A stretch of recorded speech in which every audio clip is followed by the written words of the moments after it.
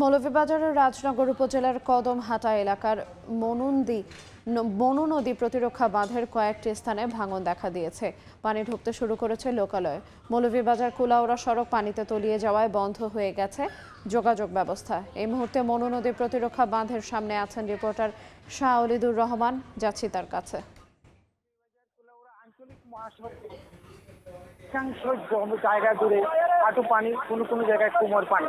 এর কারণ হচ্ছে গতকাল রাত থেকে মৌলভীবাজারের রাজনগর উপজেলার কদমাটা এলাকার মনসুনগর ইউনিয়ন এলাকার এই প্রতিরক্ষা বাঁধে পানি উঠছে, আস্তে আস্তে পানি পড়তে শুরু করে। আজ ভোরের দিকে প্রায় একাধিক স্থানে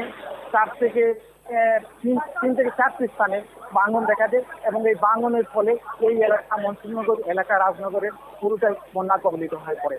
এখানে প্রচন্ড বেগে পানি লোকালয়ে প্রবেশ করছে। বিভিন্ন বাড়িতে জামে মসজিদ এবং আশপাশ এলাকার দোকানপাট সবকিছু একদম পানিতে তলিয়ে গেছে। নদীর অবস্থা খুবই ভয়াবহ। পানি উন্নয়ন বোর্ড আমাকে জানিয়েছেন এই পর্যন্ত মনু নদী শহরের চাঁদনীঘাট এলাকায় 113 সেন্টিমিটার বিভূসীমার উপর দিয়ে প্রবাহিত হচ্ছে। অন্যদিকে লোকজনরাও আতঙ্কিত অবস্থায় গতকাল রাত কাটিয়েছেন। মৌলভীবাজার সেন্ট্রাল রোড অর্থাৎ সাইফুর রহমান রোড দিয়ে বিভিন্ন জায়গায় পানি ঢুকতে দেখা গেছে। এতে সারা রাত মানুষজনরা উদ্বেগ এবং আতঙ্কের মধ্যে কাটিয়েছিলেন। পানি উন্নয়ন বোর্ড এবং স্থানীয় স্বেচ্ছাসেবক দলের লোকজনরা বস্তা পেলে তা পানি আটকানোর চেষ্টা করেছেন।